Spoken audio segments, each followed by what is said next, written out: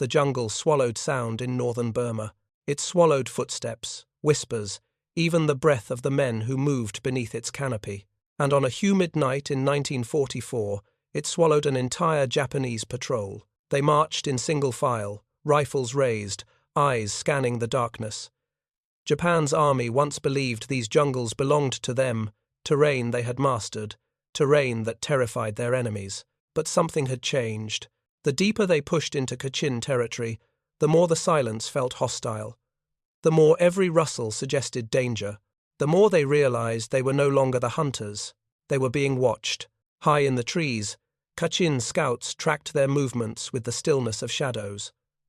On the forest floor, thin wire traps stretched between roots. Farther ahead, an American-trained guerrilla team waited behind the curve of a ridge, explosives primed, rifles steady, orders clear. These weren't conventional soldiers. They were part of a covert unit few Japanese commanders even believed existed when the war began. A handful of OSS officers and thousands of indigenous fighters who knew every ridge, every trail, every streambed. They struck suddenly, disappeared instantly, and left behind nothing but fear. In 1942, Japanese troops dismissed these hills as insignificant. By 1944, they avoided them whenever they could, because somewhere in this vast green labyrinth, an invisible enemy had mastered the jungle more completely than any army before them. An enemy who gathered intelligence, rescued airmen, and dismantled supply lines one silent ambush at a time. This is the story of how a Covert U.S. mission born in desperation and refined by the jungle taught Japan to fear terrain they once believed they owned. The landscape that would become the arena for America's most successful covert guerrilla mission of World War II was shaped long before the first OSS operative ever set foot in Burma. It was a land of towering bamboo forests, plunging river gorges, and ridges so steep they split the sky into narrow fragments of light. Its humidity blurred the line between breath and mist. Its monsoon rains turned trails into rivers of mud, and its silence, when it wanted to, could smother entire armies. For Japan, the invasion of Burma in early 1942 was strategic and symbolic. By seizing the country, they intended to sever the Burma Road, cutting the last major Allied supply line into China. They also viewed Burma as the southern shield of their expanding empire. By March, Rangoon had fallen. British forces were in full retreat, and for the first time, Japan held a land corridor connecting Southeast Asia to the Indian frontier. With Chinese divisions pushed back and British and Indian troops exhausted, Allied presence in much of Burma evaporated. Villages in the northern highlands found themselves isolated, caught between occupying forces and the uncertainties of a war that had reshaped the entire region's political balance. Yet these same conditions would make northern Burma the perfect environment for unconventional warfare. When the United States entered the war, the Pentagon understood that defeating Japan would require more than ships, tanks, and bombers. Asia's vast geography demanded new forms of intelligence, sabotage, and local cooperation. In June 1942, President Franklin Roosevelt approved the creation of the Office of Strategic Services, the OSS, under Major General William Donovan. Its mission was unlike any other in American military history: conduct espionage, subversion, and irregular warfare behind enemy lines. Burma quickly drew Donovan's attention. The British, still reeling from their defeat, encouraged American involvement. The terrain was too difficult for conventional units to maneuver. Japan was overextended, and the country's ethnic and tribal diversity offered a potential wellspring of resistance against occupation. Among these groups, the Kachin people of northern Burma stood apart. The Kachins lived in some of the most rugged terrain of the entire theatre. Their villages clung to hillsides. Their trails wound through steep valleys. They were hunters, trackers, and skilled fighters long before the war began. Many had allied with the British during the colonial era, and when Japan invaded, they suffered immediate consequences: forced labor, food seizures, and violent reprisals for suspected British sympathy. Their resentment hardened quickly. To the OSS, the Kachins were more than potential allies. They were the key to operating in a jungle that swallowed outsiders whole. Their knowledge of terrain, Their ability to navigate through forests without sound, and their willingness to fight back made them indispensable. Yet, in 1942, when OSS officers first attempted to make contact, their mission was improvised at best. The American presence in Burma consisted of only a handful of operatives with limited training, basic supplies, and no established support network. In these early months, Japanese forces did not fear resistance. Their commanders confidently assumed that the jungles favored them. Many had trained explicitly for such environments. Reports from field units described guerrilla activity as minor and inconsequential. Patrols marched through valleys without caution. Small ambushes were dismissed as banditry. The Japanese army believed its discipline was enough to suppress any opposition. But the OSS had a very different vision, one that would take time to build. The first skeleton of what would become Detachment 101 arrived in India in mid-1942. Led by Captain Carl F. Eifler, the unit consisted of a small group of Americans with diverse backgrounds: engineers, linguists, mountaineers, radio operators. They trained quickly and deployed into Burma with the bare minimum: a few rifles, a radio, and a directive to raise hell behind enemy lines. Eifler's early missions were rough. Supplies were scarce. Aircraft lost pilots navigating the treacherous weather. Some attempts to enter Burma failed due to storms or Japanese patrols, yet the Americans persisted. They built relationships, village by village, proving their intentions by providing medicine and limited support. Kachin leaders observed carefully, testing their new allies, measuring whether the OSS could be trusted. By late 1942, the first small guerrilla bands were formed.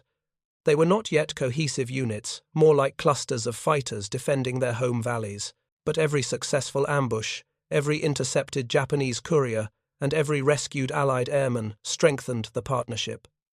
Kachin families who had suffered under Japanese rule did not require convincing. They needed direction, supplies, and a structure that could transform scattered resistance into organized warfare. This was the genesis of OSS Detachment 101, an unconventional unit that would eventually oversee thousands of indigenous fighters, dozens of covert bases, and an intelligence network that stretched across northern Burma's most inaccessible terrain. The Japanese still viewed them as an annoyance. But by 1943, the OSS had begun mapping Japanese troop movements, sabotaging bridges, guiding Allied aircraft, and quietly reshaping the battlefield. They were not yet feared, but they were no longer invisible. The jungle was beginning to shift. A shift that would become unmistakable as Detachment 101 evolved from an experimental team into the most effective guerrilla force the United States fielded in the entire war. By early 1943, the OSS had learned one of the most important lessons of the Burma campaign. Nothing in the jungle could be rushed. Operations that looked simple on a map required days of climbing through near-vertical ridges. A single radio message could demand hours of antenna adjustments to cut through atmospheric interference. And the smallest misjudgment, misreading a trail, trusting the wrong informant, underestimating a patrol, could leave operatives stranded in hostile territory with no hope of immediate extraction. But slow progress did not mean failure. Quietly, steadily, OSS Detachment 101 transformed. The early detachments sent into northern Burma were composed of men unaccustomed to the region's extremes. They faced malaria, dengue fever, dysentery, and terrain so unforgiving that even experienced mountaineers struggled to keep pace. Several early attempts to establish forward operating bases faltered due to storms or Japanese sweeps. Yet each setback taught Eifler and his team what the unit needed to survive and what gaps the Kachins could fill. Kachin fighters proved indispensable from the first moment they joined the Americans. They could navigate the jungle without machetes, using paths known only to local hunters. They could track Japanese units by broken vines, displaced stones, or the faintest trace of ash from cooking fires. They taught the OSS which plants could be eaten, which streams were safe, and which areas were used by the Japanese for supply movements. Most importantly, they brought knowledge of rival tribal territories and the delicate politics needed to operate safely within them. The Americans, for their part, provided weapons, radios, and structured planning. They brought a new kind of warfare to the region: demolition charges, remote intelligence networks, coordinated ambush tactics, and a chain of command that connected isolated villages to Allied headquarters in India. It was an unusual partnership. A few dozen Americans guiding thousands of indigenous fighters, bound together by mutual necessity. This collaboration became formalized with the official establishment of Detachment 101 inches mid 1943. At the time, the unit still had fewer than 20 American personnel operating inside Burma. Their job was not to fight like conventional soldiers, but to enable the Kachins to fight more effectively. Eifler envisioned teams that could disappear into the jungle, strike quickly, and melt away without leaving bodies for the Japanese to interrogate. Japanese commanders, however, did not immediately grasp how serious the threat was becoming. In 1942 and most of 1943, they continued to dismiss guerrilla attacks as minor disruptions. Patrols were sent into the hills with minimal preparation, underestimating both the environment and the fighters who lived within it. Reports written during this period show a consistent pattern. Japanese officers viewed the resistance as scattered groups of bandits or deserters, not as an organized force backed by American intelligence. That perception began to change slowly and painfully in late 1943, with increased supply drops from the 10th Air Force. Detachment 101 expanded its operations dramatically. Villages previously isolated received rifles and ammunition. OSS-trained demolition teams began destroying bridges on Japanese travel routes.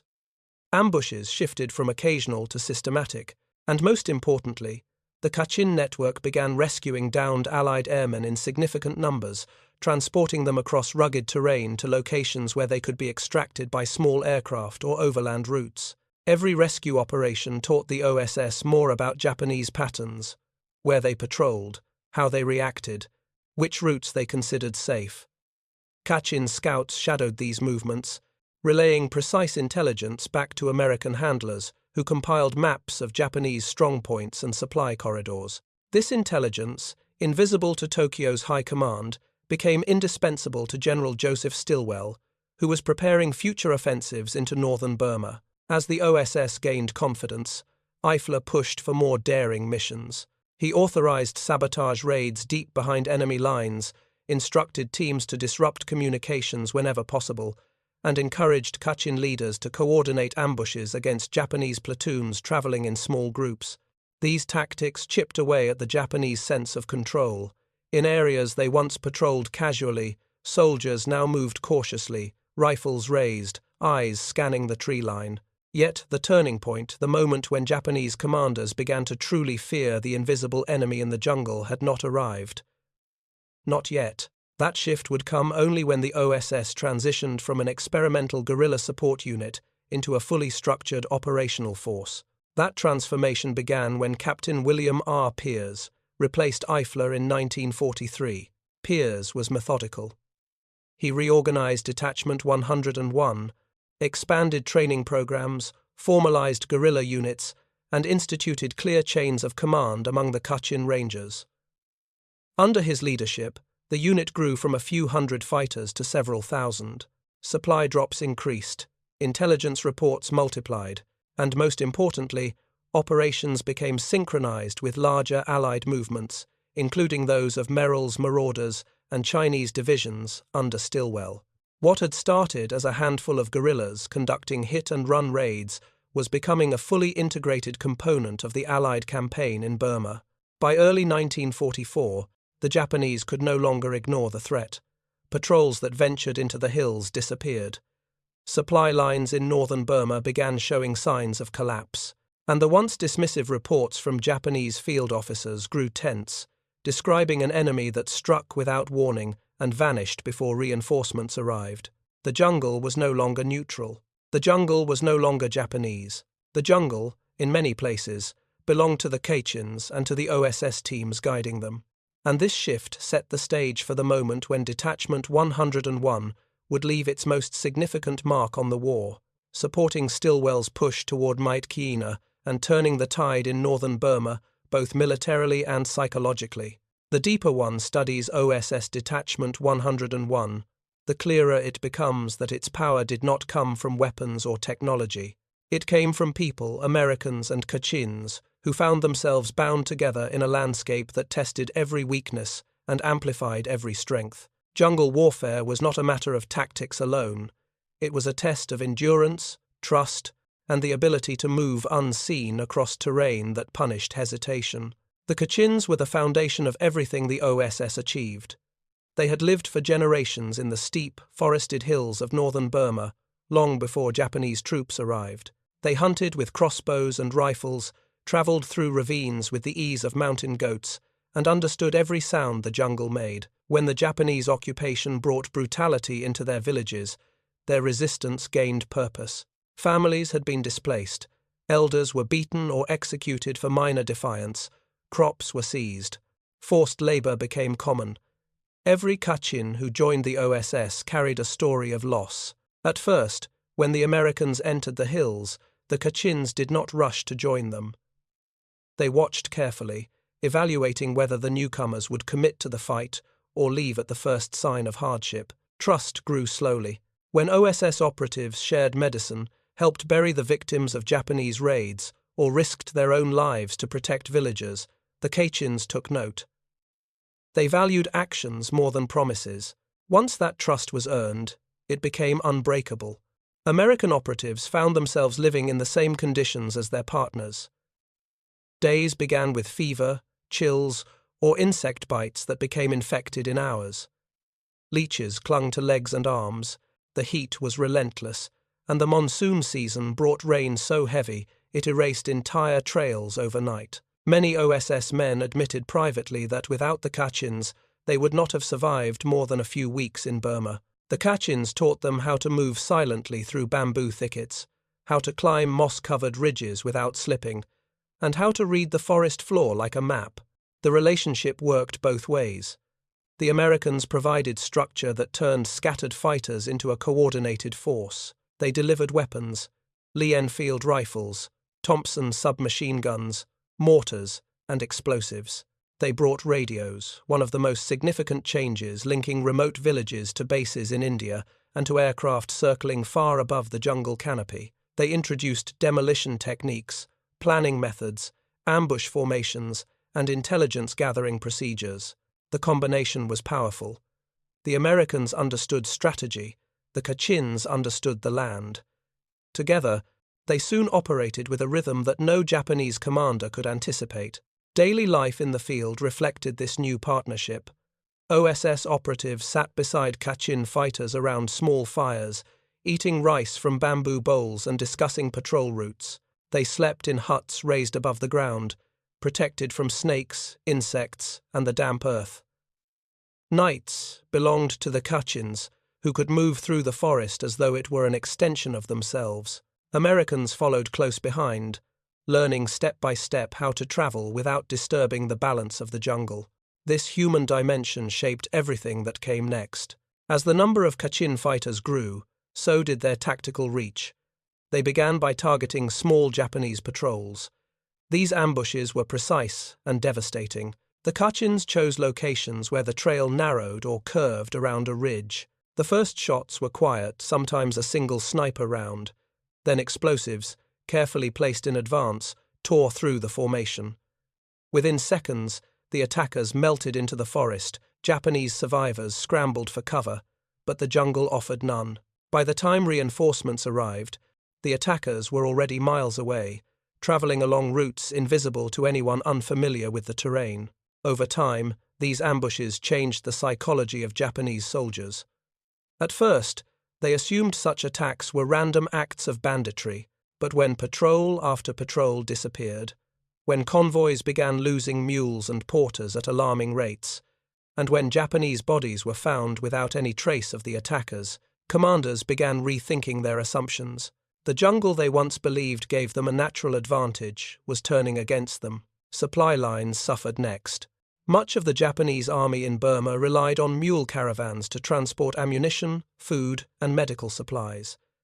These caravans travelled through steep passages where two men could barely walk side by side. OSS operatives and Kachin fighters selected choke points with surgical precision. An explosive charge hidden under a fallen log could split a convoy in two. A sniper positioned above a narrow pass could halt movement entirely. Even when Japanese troops fortified their supply routes, the Kachins simply shifted to new approaches, cutting communication lines, burning small depots, and forcing the Japanese to commit more men than they could afford to guard basic resources. The jungle rewarded creativity. The Kachins understood this intuitively. They used decoys, false trails, deadfall traps, and ambush patterns designed to confuse and disorient. The OSS refined these ideas, coordinating operations so that Japanese commanders never knew whether an attack was isolated or part of a larger pattern. Equally important was the rescue of downed Allied airmen. The skies over Burma were filled with American bombers and transport aircraft flying between India and China. Many were shot down or crashed due to storms. Their crews, if they survived, landed in some of the most inaccessible terrain in Asia. Before Detachment 101 matured, most downed airmen had almost no chance of rescue. With the OSS Kachin network, survival became a realistic possibility. Kachin scouts often reached crash sites before Japanese patrols did, guiding injured airmen through jungle trails to safety. The Americans repaid this loyalty with supplies, protections, and unwavering support. The intelligence gathered through these rescue routes proved invaluable. Airmen carried maps, mission details, and first-hand observations of Japanese movements.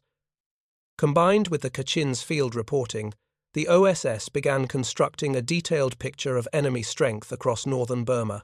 These intelligence summaries flowed directly to General Stilwell and to units preparing for the offensive toward Mait Kiaina. If the human angle gave Detachment 101 its heart, intelligence became its nerve center. Radios allowed field teams to send reports within hours, sometimes minutes, of spotting Japanese units. These messages often determined where Merrill's marauders marched, where Chinese divisions advanced, and which Japanese outposts were vulnerable. In some cases, the OSS guided Allied aircraft to precise targets hidden in thick forest. The results were immediate and devastating. By late 1943, Japanese commanders realized they could no longer assume silence meant safety. Silence meant someone was watching. It meant the Kachins had melted into the trees. It meant the OSS had information the Japanese did not. The shift in atmosphere was subtle at first: more caution, slower patrols, commands issued in hushed tones.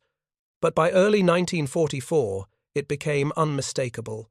Japanese soldiers reported feeling surrounded even when they saw no enemies.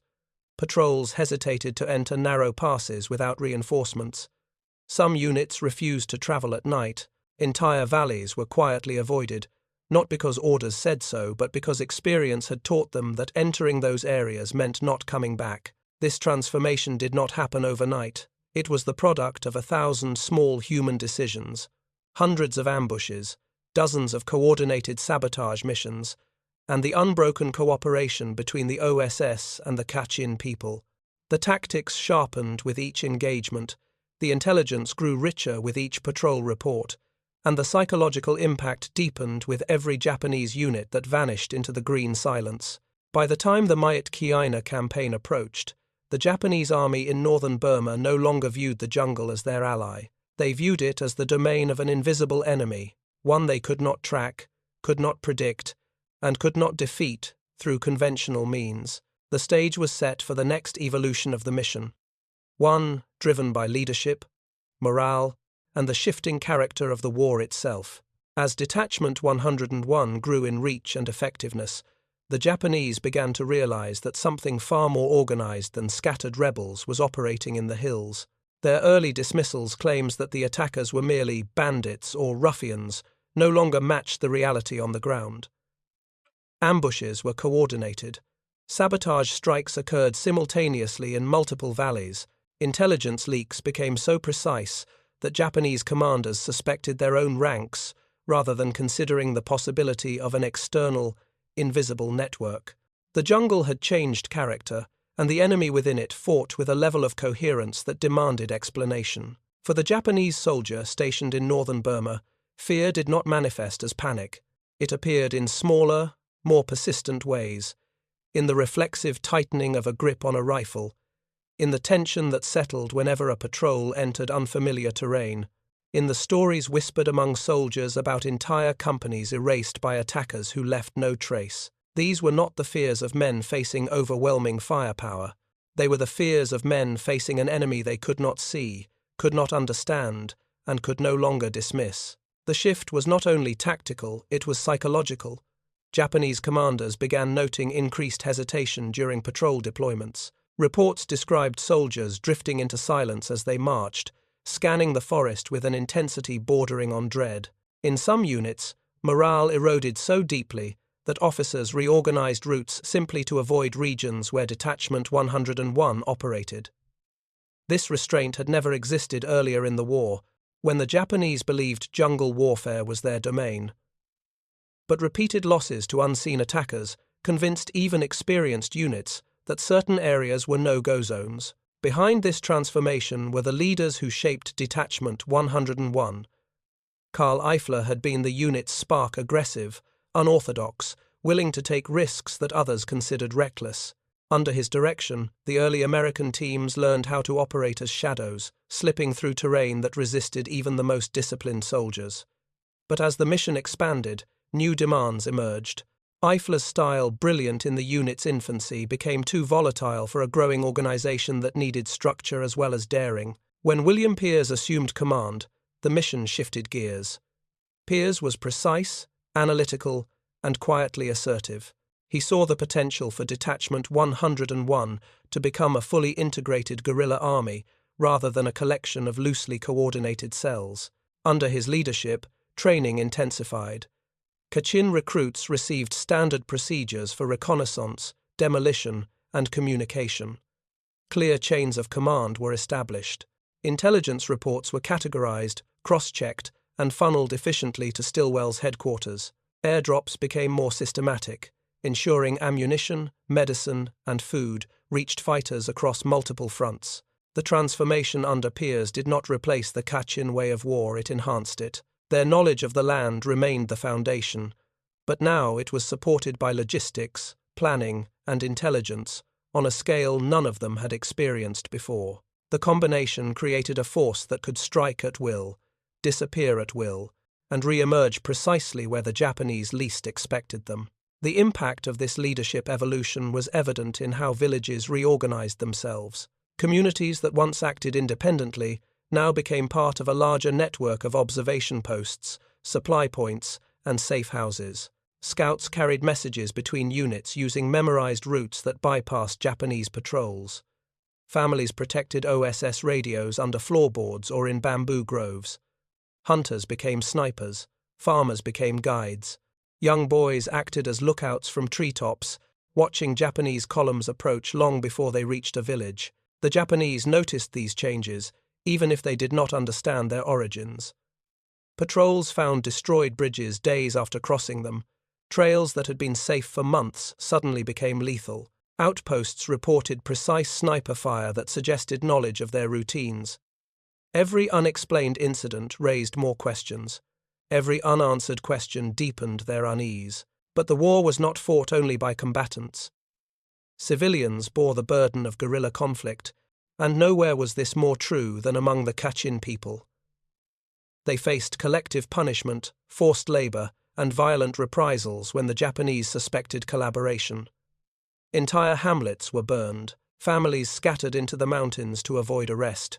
Kachin fighters joined Detachment 101 not because they sought glory, but because resistance was the only path left to protect their communities. The Americans understood this reality and carried the responsibility heavily.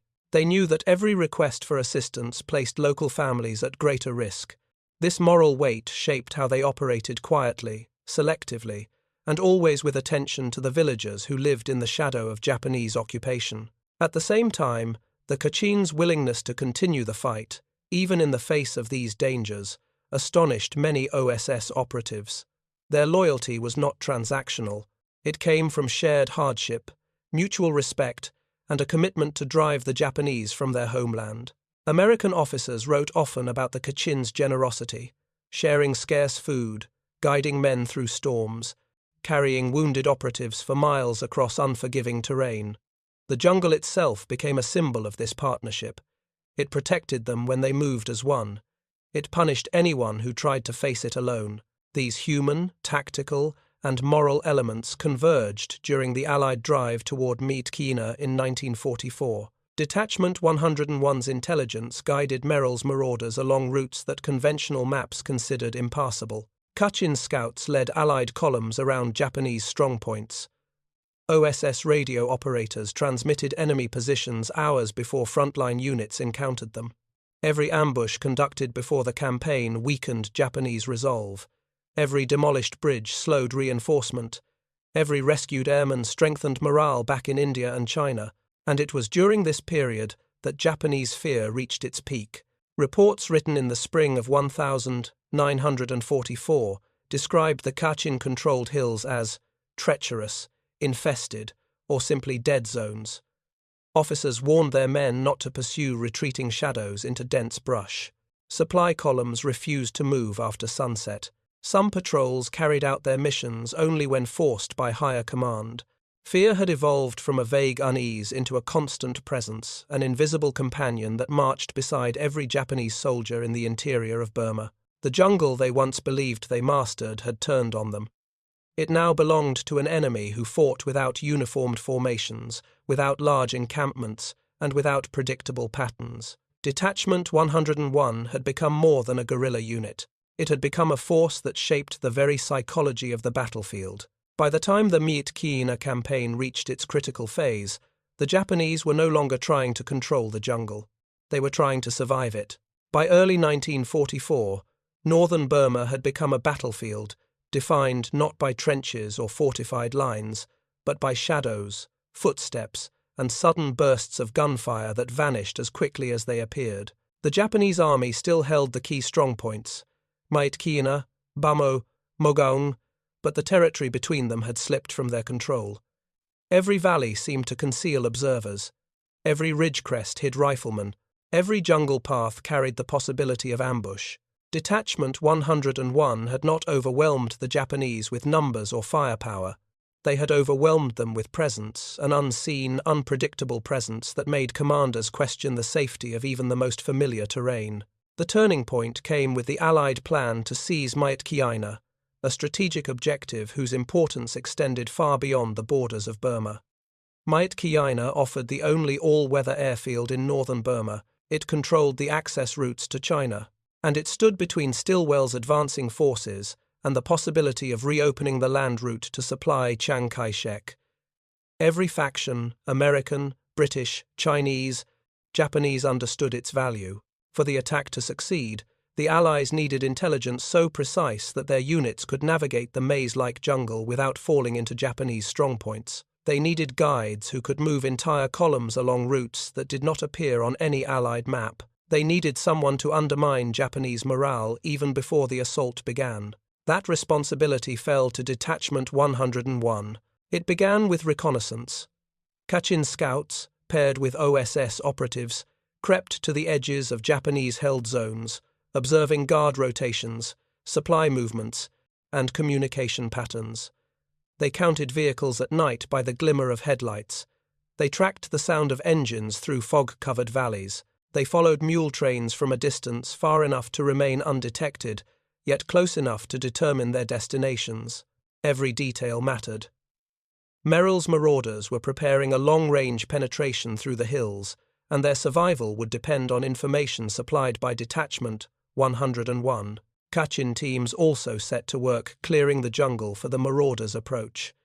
They hacked trails through thick undergrowth, disguised paths, and led advance elements through defiles that Japanese patrols had not used in months. They identified safe water sources and marked dangerous ones. They tested river crossings, guided animals, and carried supplies on their backs through terrain where mules could not survive. And when necessary, they struck. Japanese outposts positioned along the likely routes faced sudden and violent raids. A mortar shell lobbed into a sentry post, a sniper's round placed with absolute precision, a demolition charge under a wooden bridge that detonated moments after a patrol passed. These attacks did more than kill soldiers, they eroded confidence. They convinced Japanese commanders that the interior was no longer secure. As March turned into April, the frequency of ambushes increased. Kachin units maneuvered with fluidity as they attacked Japanese patrols, then fed their observations into radio reports transmitted to Allied headquarters. Each report shaped the next step in the marauders' advance. Stilwell's staff knew exactly where the Japanese were weakest, and that weakness had been engineered by an invisible hand. The Japanese, for their part, recognized that something was shifting. Units that marched confidently through northern Burma in 1942 now did so with tension in their shoulders. Patrols moved slowly, rifles raised, ears straining for the faintest sound out of place. Officers tried to maintain discipline, but rumors spread faster than orders. Some soldiers claimed they had heard spirits in the forest. Others insisted that the jungle itself had turned against them. For the OSS operatives embedded with the Kachins, the transformation of the Japanese mindset was clear. The enemy no longer initiated patrols aggressively. They reacted instead. They reinforced positions that clearly did not need reinforcements. They abandoned trails that had been used for years. The psychological terrain of the war had shifted, and Detachment 101 had shaped it deliberately and relentlessly. When Merrill's marauders began their final push toward Maitkiina, they advanced not blindly into the unknown, but along a path illuminated by months of Detachment 101's work. Their supply caravans were escorted by Kachin fighters. Their flanks were monitored by scouts who could sense Japanese movements long before the enemy sensed theirs. Their commanders read intelligence reports that captured Japanese activity with an accuracy unmatched in any other jungle theater. And as the marauders closed in, Detachment 101 began its most intense campaign yet. Night after night, Kachin units slipped into the dark, destroying bridges the Japanese needed for reinforcement. They ambushed isolated platoons, forcing survivors to withdraw and abandon their positions. They sabotaged telephone lines. They destroyed ammunition caches. And they guided Allied artillery spotters to positions where enemy encampments could be observed and targeted. The closer the Allies came to Maitkiina, the more frantic the Japanese became. Their communications grew disorganized.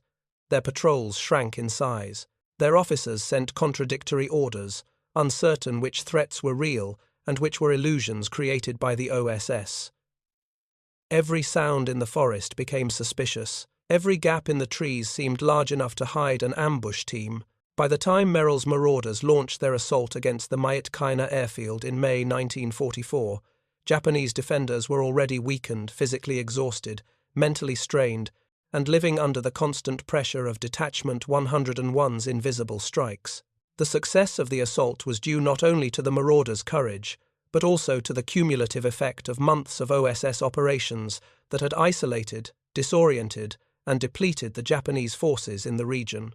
The capture of the airfield marked a turning point in the Burma campaign. For the first time since 1942, Japan's hold on northern Burma had been broken, but for Detachment 101, the mission was not yet finished. The final phase, the collapse of Japanese power in the jungle itself, was still ahead. The fall of the Maitkiina airfield did not end the Japanese struggle in northern Burma.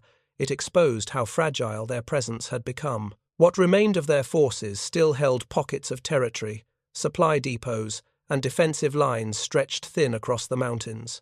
But behind every unit, in every valley, and along every trail, a shadow moved ahead of them. Detachment 101 had shifted from preparation to pursuit. As Allied units pressed deeper into Japanese-held areas, the OSS and Kachin guerrillas operated with a freedom they had never enjoyed before. The Japanese were overstretched, exhausted, and isolated from reinforcements. Each day brought new opportunities to disrupt their retreat. The objective was not annihilation, it was collapse. Collapse of movement, collapse of communication, collapse of the confidence that had defined the Japanese army's early years in Burma. Japanese commanders issued orders for rapid withdrawals toward Bamo and Lashio, hoping to regroup and establish new defensive lines. But every retreating column risked moving into an ambush. Kachin fighters scouted ahead, mapping the exact routes the Japanese would take. OSS teams laid explosives on bridges and along narrow mountain passes, turning predictable movements into costly losses. For every Japanese platoon that managed to retreat intact, another vanished into the jungle, its last moments marked by the crack of rifles and the dull thud of charges detonating under packed earth. The Japanese soon realized they were being shepherded, pushed along paths chosen not by their officers but by the invisible hand of Detachment 101. Entire battalions diverted routes to avoid regions known to be controlled by Kachin units. Officers chose longer, harsher paths rather than march through valleys where previous patrols had disappeared. Some soldiers advanced with bayonets fixed even when no enemy was visible, their hands shaking from weeks of tension. The reports they sent back reflected their fear. Descriptions of phantoms in the forest became common. Patrol leaders warned of snipers who seemed to fire from impossible angles. Supply officers described ambushes where attackers appeared and vanished in seconds. A number of Japanese diaries recovered after the war referenced the same unsettling belief, that the jungle had eyes, and those eyes belonged to enemies who seemed to know their movements even before they did. These were not exaggerations. Detachment 101's intelligence web had grown so dense by late 1944 that Japanese units could rarely move without being detected. Scouts hidden in the upper canopy signaled troop movements using methods so subtle they resembled nothing more than natural shifts in the forest. Couriers traveled across ridges at speeds no Japanese runner could match. Radio operators transmitted positions to Allied aircraft that circled invisibly above the clouds. If a Japanese officer lit a cigarette at night, a Kachin sniper likely saw the spark. The psychological weight of this surveillance became overwhelming. Soldiers marched with eyes darting from tree to tree. Officers issued orders to avoid certain rivers after dark. Some units refused to camp in areas where previous ambushes had occurred. Even when no attack came, the silence itself became a weapon. The jungle, once their greatest asset, had turned against them. As 1944 drew to a close, Detachment 101 intensified its operations even further.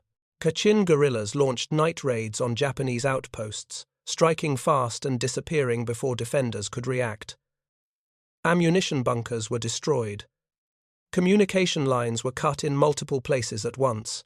Bridges, essential for retreat, were blown only hours before Japanese units reached them, forcing long detours that brought them into even more dangerous territory. By early 1945, Japanese morale had deteriorated to the point where some patrols abandoned equipment to hasten their pace through contested valleys. Reports from Japanese survivors indicated that soldiers sometimes advanced in near silence for hours, terrified that speaking would draw fire. A few wrote that they feared the jungle more than any Allied infantry, but Detachment 101's greatest measure of success was not the disruption of supply lines or the collapse of Japanese communication networks, it was the staggering number of confirmed enemy casualties. By the end of the Burma campaign, Detachment 101 and its Kachin fighters had killed over 5,400 Japanese soldiers. These were confirmed kills, recorded meticulously by OSS officers to ensure accuracy. No other U.S. Special Operations unit in the war matched such results with so few American losses. The Kachins, however, bore a heavy burden. Their casualties were far greater, reflecting the courage and sacrifice that underpinned every American success. The victories were not without cost. Villages that supported the OSS suffered reprisals, some severe enough to erase entire communities. Families were displaced. Children grew up in the shadow of war, carrying memories of both American allies and Japanese retaliation. Yet even amid these losses, the Kachins continued to fight, driven by loyalty to the unit that had shared their hardships and by a determination to reclaim their homeland. As Allied forces advanced through the Shan Hills and toward the final Japanese positions in Burma, Detachment 101 played a decisive role in clearing the way. Their intelligence guided Chinese divisions toward weak points in the Japanese line. Their reconnaissance identified positions that allowed Allied artillery to fire with uncanny precision. Their ambushes prevented Japanese units from reorganizing effectively. And their rescue teams continued to extract downed Allied airmen from jungle crash sites, even as the war entered its final phase. By mid-1945, the Japanese hold on northern Burma had collapsed entirely. What troops remained were fragmented, cut off, and unable to coordinate. Their retreat was a disorganized flight rather than a tactical withdrawal. Detachment 101 had not defeated the Japanese army alone. Major Allied offensives, Chinese divisions, Merrill's marauders, and British and Indian troops all played critical roles. But the OSS had done something unique. They broke the enemy's sense of security. They turned the jungle into a battlefield the Japanese could not read. They poisoned the terrain with uncertainty. The Japanese had come into Burma believing they understood jungle warfare. They left Burma knowing they did not. The collapse of their positions marked the culmination of Detachment 101's most intense period of operations, a climax shaped as much by psychology as by military impact. And when the guns quieted in the hills of northern Burma, the question that lingered was not simply how the Japanese had been defeated, but what would become of the people who had fought alongside the Americans when the war finally moved on. When the last major Japanese positions began to crumble in northern Burma, the guns did not fall silent. They faded gradually, unevenly like embers dying after a long night of burning. Trails that once held the weight of advancing or retreating troops emptied. Smoke lifted from valleys where outposts had stood only weeks earlier. And slowly, the war that had consumed the Kachin Hills for 3 relentless years loosened its grip. For the men of OSS Detachment 101, the shifting landscape brought a mixture of relief and responsibility. Their mission had not ended with victory on the battlefield. It entered a new phase, accounting for the consequences of what they had done, what they had protected, and what had been lost.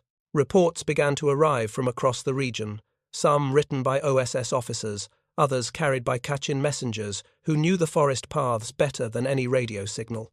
They documented destroyed Japanese supply chains, shattered communication networks, abandoned camps, and the retreat of once confident enemy units. They also documented the human toll. Villages that had aided the OSS were now shells of themselves, many burned during Japanese reprisals. Families were scattered. Entire communities had been uprooted. Yet within this devastation was a remarkable record of achievement. By the time operations wound down, Detachment 101 had achieved what no other American Special Operations unit accomplished during the entire war. More than 5,400 confirmed Japanese soldiers killed. This number did not include estimates or speculative counts. OSS officers tracked each engagement meticulously, recording bodies, verifying numbers through scouts, and compiling reports with the cautious precision that wartime intelligence demanded. The scale of these results astonished senior Allied commanders. Detachment 101 had operated with only a few dozen American personnel inside Burma at any given time. Their strength came from the thousands of Kachin fighters who carried the mission on their backs, in their hands, and often in their memories. The Americans knew this. Every after-action report emphasized that the achievements belonged not to a handful of OSS operatives, but to the Kachin people who had fought, scouted, sacrificed, and endured. The rescue of downed Allied airmen added another layer to this legacy. More than 200 airmen were retrieved from crash sites scattered across the jungle, a feat made possible only through the Kachin's knowledge of terrain and the OSS's ability to coordinate extraction routes. These rescues saved lives, restored morale, and demonstrated the power of unconventional networks in territory where conventional forces struggled to survive. But success carried weight. The Japanese retreat left behind fears that pockets of soldiers might return to punish villages suspected of collaboration. Many Kachin families remained in hiding, uncertain whether the danger had truly passed. OSS operatives worked to distribute remaining supplies and coordinate medical aid where possible, but the vastness of the terrain limited what could be done quickly. As the Allies consolidated control, American and British commanders began absorbing the lessons of the campaign. Reports circulated through headquarters describing Detachment 101 as a model for future unconventional warfare. Small teams, deep local partnerships, flexible tactics, and intelligence networks built from human relationships rather than formal structures. The unit had reshaped the battlefield using tools that conventional divisions did not possess: precise information, psychological pressure, and the ability to make an enemy fear terrain more than the forces confronting him. Inside the unit itself, however, the atmosphere was more subdued. Many of the men understood that their success came at a cost carried disproportionately by their Kachin allies. They also realized that their mission, so vital to the Burma campaign, would soon come to an end as the war moved west and north. The jungle that had defined their lives would no longer be a battlefield. The hills that had echoed with gunfire and radio signals would fall quiet again. Yet, even as the shooting faded, the impact of Detachment 101 remained unmistakable. The Japanese had been pushed from northern Burma. The Allied advance had been secured, and the quiet strength of an unconventional force had altered the direction of a major theatre of war. When the war finally shifted beyond Burma and toward the collapsing heart of the Japanese Empire, the men of Detachment 101 understood that their mission, so entirely shaped by jungle terrain, local alliances, and the intimate scale of guerrilla warfare, was nearing its close. Orders gradually arrived, directing OSS personnel to withdraw, consolidate intelligence records, and prepare for redeployment or demobilization. The jungle that had absorbed their footsteps, sweat, and fear began returning to its older rhythms. Trails widened again. Villages stirred back to life. The sound of distant gunfire no longer punctuated the night. But the end of operations did not erase the scars left behind. For the Kachin people, the aftermath was complicated. They had fought alongside the Americans with loyalty and courage unmatched anywhere else in the theatre. They had protected downed airmen, navigated the most dangerous terrain, and carried much of the burden of fighting on foot. Yet the world they inherited after the Japanese retreat was uncertain. Their villages needed rebuilding. Their fields had been scorched or abandoned. Families mourned fighters who never returned.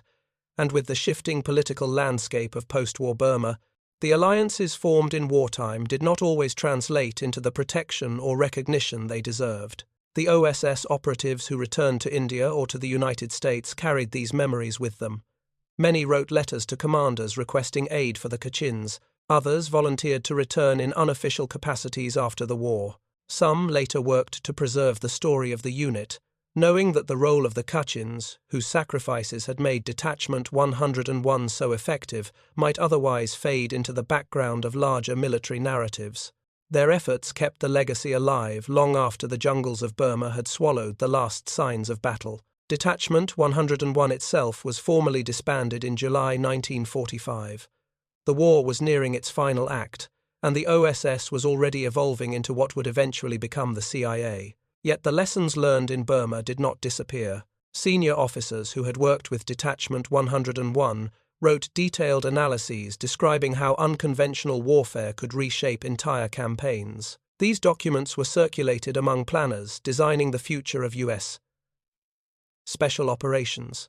Many of the principles tested in Burma: small unit autonomy, indigenous partnership, deep reconnaissance, psychological pressure, and operations behind enemy lines became foundational to later units, such as the Green Berets and other specialized forces. Across the Pacific, official histories were slower to recognize the impact of the Burma campaign. Larger battles dominated public memory: island assaults, naval engagements, and the bombing campaigns that devastated Japan's industrial centers. Burma remained a quieter theater, overshadowed by the scale of operations elsewhere. Yet, for historians and strategists, the results of Detachment 101 stood out. A force with only a few dozen American operatives and thousands of local fighters had inflicted more than 5,400 confirmed Japanese casualties, rescued hundreds of Allied airmen, and shaped the outcome of a major campaign, all while operating in some of the harshest terrain of the war. The Japanese perspective added another layer. Post-war interviews with surviving officers revealed that many had considered northern Burma one of the most challenging environments of their entire combat experience, not because of Allied divisions or air power, but because of an enemy that moved through the forest with near invisibility. They spoke of the anxiety that grew every time a patrol was lost, every time a supply route was cut, every time silence fell unexpectedly along a familiar trail. The fear that took root in 1944 did not disappear with defeat. It lingered as a memory of a battlefield where they never felt in control. As peace settled uneasily over Burma, the men of Detachment 101 returned to their lives, scattered across cities, farms, and offices thousands of miles away from the jungles they once navigated. But the story they carried, and the people who had made that story possible, remained with them. They would speak of the Kachins with a reverence reserved only for those who saved lives in impossible conditions. They would remember the nights when rain fell so hard that sound itself broke apart. They would remember the ambushes, the rescues, the whispered warnings, the shared meals under makeshift shelters. The war moved on, but the jungle, and the people who fought within it, stayed alive in their memories. Long after the final Japanese patrol withdrew from the hills of northern Burma, the jungle remained unchanged to the untrained eye. Mist still clung to the ridgelines at dawn, rivers still twisted through the valleys like quiet silver threads, bamboo still creaked under the weight of the monsoon winds. But for those who had lived and fought there, the landscape carried memories not visible on any map. The men of U.S. Detachment 101 often said that the jungle had a pulse, a rhythm that could either sustain life or take it away without hesitation. They learned to read that rhythm alongside the Kachins, who had inherited its secrets across generations. Together, they turned a terrain of hardship into a terrain of resistance, and a terrain of resistance into a terrain the Japanese never understood, even at the height of their power. What began as an experiment in 1942 became, by 1944, one of the most effective unconventional forces of the entire war. Yet the true significance of the mission cannot be measured only in battles won, bridges destroyed, or enemy positions forced to retreat.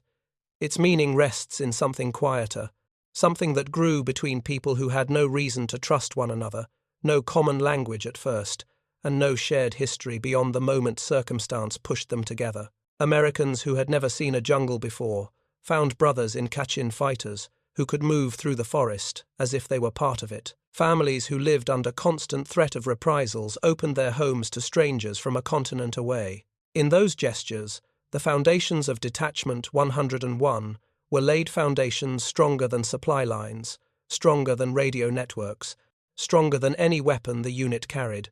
War often reveals the worst in humanity, but in Burma it also revealed something else, the willingness of people to risk everything for the survival of others. A Kachin guide leading a wounded airman across a mountain stream, an OSS operative carrying medicine through enemy territory to a village that sheltered resistance fighters, a family offering food to men who would never know their names. These acts did not appear in official records. They did not shape grand strategies, but they shaped lives, and those lives shaped the legacy of the mission. There is a quiet power in the fact that Detachment 101 never fought to hold territory in the traditional sense. They fought to preserve life. They fought to reclaim dignity denied under occupation. They fought to ensure that the invisible paths through the jungle remained roads to survival rather than roads to defeat. Their impact rippled outward, affecting not just the outcome of the Mait Kiina campaign, but the very understanding of what warfare in difficult terrain could look like. The Japanese soldiers who once marched confidently into Burma left with a different memory, one of an enemy they rarely saw, of terrain that no longer obeyed them, of nights where the silence itself felt dangerous. That memory did not reshape the world, but it reshaped the men who carried it, and it confirmed something the Kachins had always known. In the jungle, strength is not measured by numbers but by knowledge, discipline, and the bonds between those who stand together. When the war ended, Detachment 101 disbanded quietly. No grand parades marked its achievements. No massive monuments recorded its statistics. The Kachin Hills returned to their ancient rhythms, the operatives returned to their homes, and the people who had fought side by side scattered into the currents of post-war life. But history has a way of honoring what once stayed hidden. In time, researchers traced the story of the unit that reshaped the Burma campaign. Veterans shared memories kept private for decades. Generations of special operations soldiers studied the principles born in those jungles, and in the villages of northern Myanmar, descendants of the Kachins still speak of the Americans who stood with their grandparents in the darkest years of occupation. the jungle remembers, in its own way. The men who fought there remembered too, and the mission they carried out, quiet, deadly, and built on an alliance formed in hardship, remains one of the clearest proofs that in war, the greatest victories are often achieved not by armies that dominate the landscape, but by small groups who learn to move with it.